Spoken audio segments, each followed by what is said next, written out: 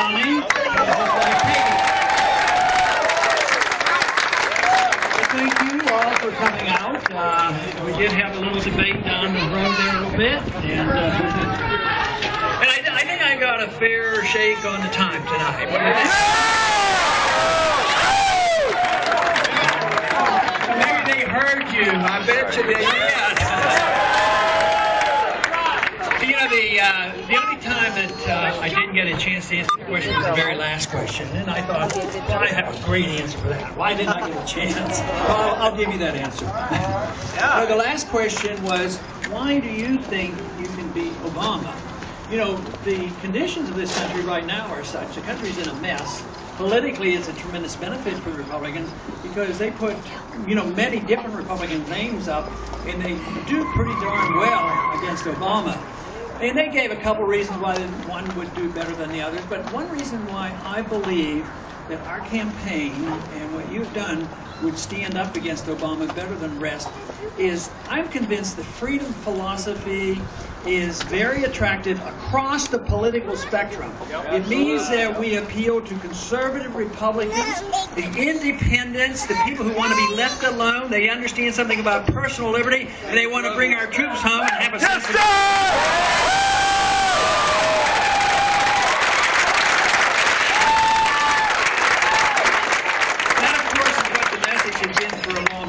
And I think that the message of liberty is what has to be delivered. The principle of liberty was well understood by the Founding Fathers. They did their best on the Constitution. The people came up short, and the Constitution came up short. And we don't have much of a Constitution right now because we have a lawless nation. The federal government does pretty much what they want. The Congress is derelict, and they don't assume responsibility that they should have. They do the things that they should be doing. Courts, they end up writing laws, and they're not supposed to write laws. But what about the executive branch? You know, the one thing about wanting to be president isn't to be running your life and running the economy and running the world.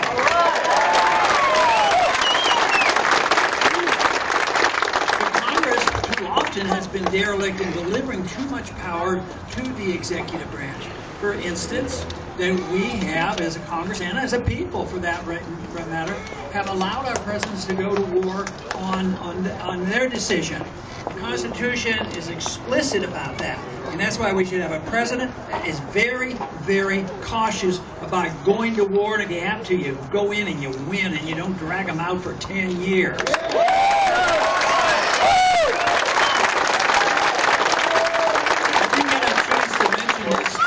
In the debate, but there was a statistic that came out. Some of you may have seen that. I think it just came out today. It had to do with somebody summarizing the donations from the various campaigns. And I think most of you know that our campaign gets more money from the active military than all the rest put together.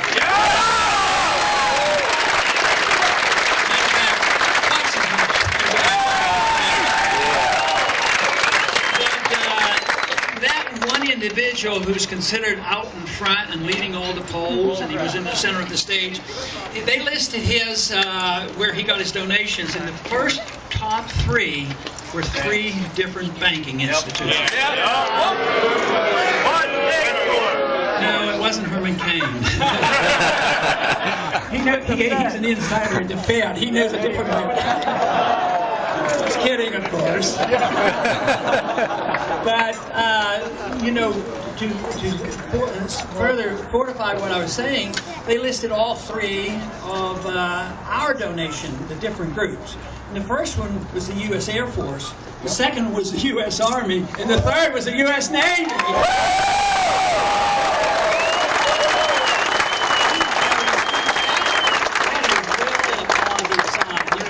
They ask you about, what do you run? You want to cut all our defense fund. Of course we don't want to cut any defense. We want to cut the military that is not doing us much good.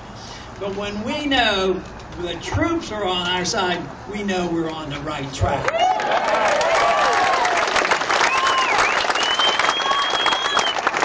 I think we're on the right track because we defend liberty. Liberty to me is the important issue. All political action, from my viewpoint, should be for the promotion and the understanding of what individual liberty is about. And this is what made America great.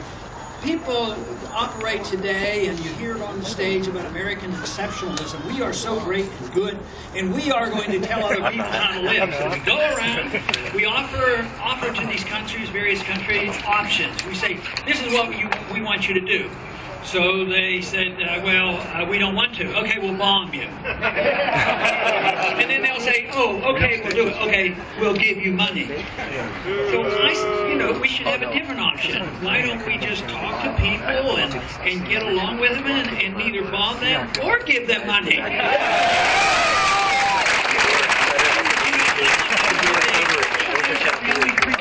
We have. They've come up with a fourth choice. You go in now. If you go to Pakistan, our policy with Pakistan is we constantly are bombing them with drones, which aggravates the people. And since the government permits us to do that in a way, the people hate their government, but we give money to the government to try to buy their goodwill. So there we give both bombs and money, and of course more division. And guess what it does? It drives a country like Pakistan right into the arms of the Chinese, who now have more money than we do. They have $3-4 trillion in the bank, and we owe all that overseas plus our national debt. So I would say we're on the wrong track and the wrong policy, whether it's foreign policy or monetary policy or economic policy, and we can defend that by fully understanding what a society is like if we believe in individual liberty. It means that you and I and everybody has a responsibility for ourselves. That means you have a right to your life because it's natural to you. It's a God-given right to life. It's a God-given right to your liberty. And therefore, you should have a right to keep what you earn.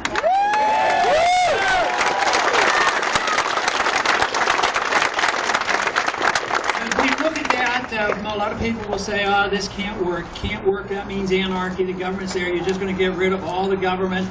Well, we can get rid of a bunch of it and still not even approach anarchy, let me tell you.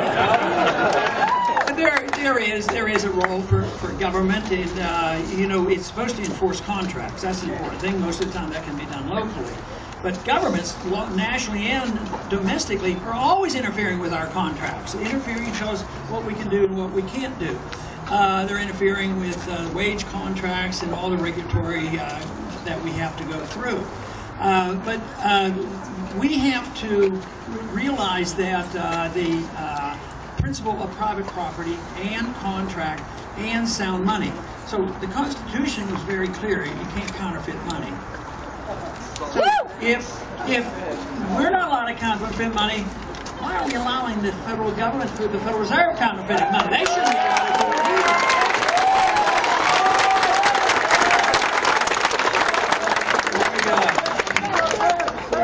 So if you take those basic principles and apply them to economic policy, the conservatives are going to agree with us. Yes, we'd like to be more left alone, lower taxes, less regulations, unless a big company likes it or unless somebody needs bailed out and they have too many exceptions. But if you take that same principle and a conservative understands this, why can't we apply this to all interpersonal relationships? We apply it to religious values and intellectual matters, and we say stay out of our religious life, stay out of our intellectual life. Why don't we tell the government, if the government doesn't have a right to tell us what we can read and write, and the government doesn't have a right to tell us what church to go to, why have we assumed for so many years that the government has a right to tell us what we can do with our own bodies?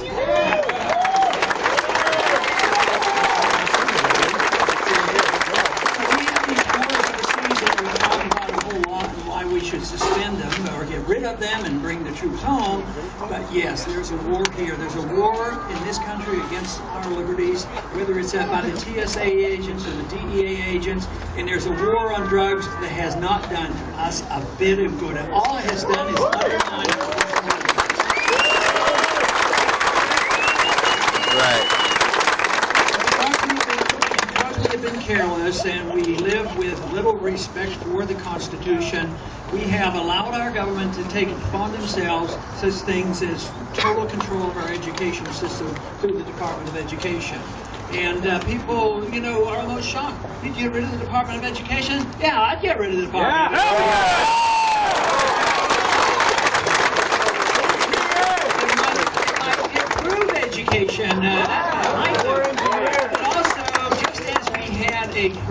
a huge bubble, along with the easy inflation and all the rules about making easy loans to people who don't qualify and get us into a housing bubble.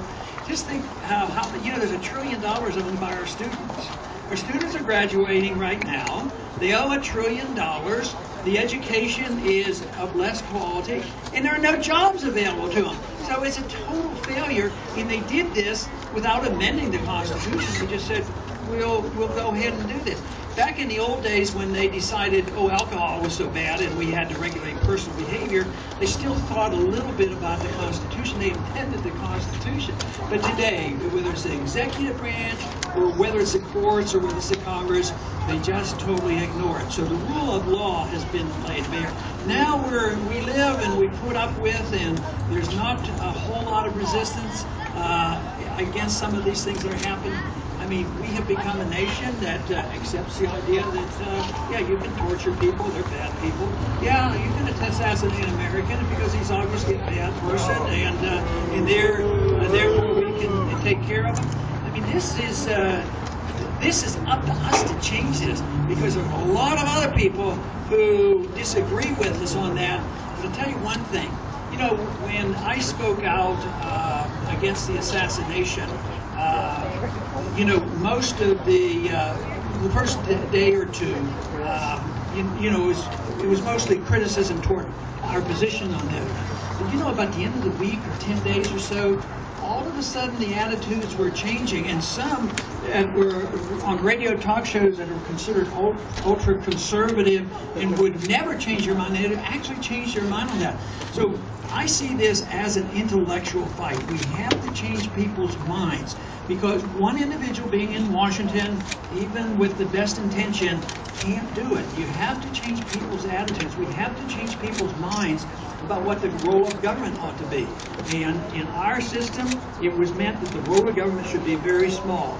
It was also meant that the Constitution, if you obeyed it, was mostly written to restrain the federal government. It was never written to restrain us in any way.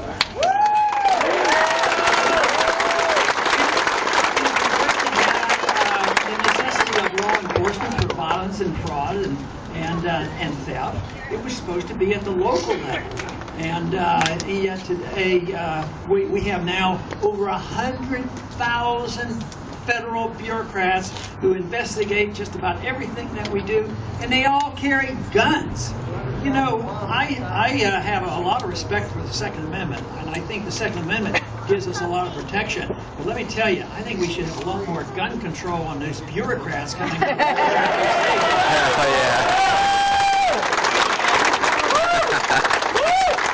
face a lot of problems. I think the freedom movement is growing by leaps and bounds. There's a dramatic difference between now and 4 years ago. I think the crisis that we got into financially, as well as these prolongations of the wars, has changed the attitude of a lot of people. And also the educational activities that have been going on, the study of free market Austrian economics, it's been around for a while. It didn't just start 3 years ago, but it seemed to come alive about 3 or 4 years ago, and it's continuing to grow. But this is very, very healthy. When the Depression came in the 1930s, everybody was still talking about free markets and gold standards, and even Roosevelt ran on a balanced budget and gold standard and limited government. Yet the intellectual community was completely opposite. They were all moving in. The Keynesians moved in, and they took over. And it climaxed in 1971 when Nixon announced, we're all Keynesians now. We need to continue our movement, because we're approaching the day where we'll be able to stand up and say, we're all free market people today, and we're living in liberty. Thank you very much.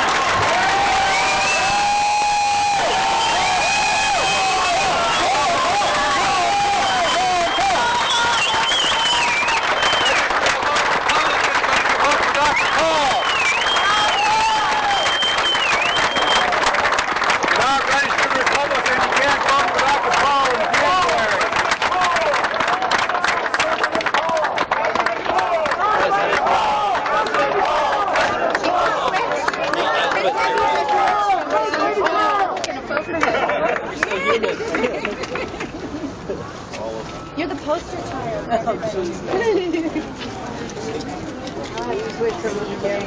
Everybody, don't forget.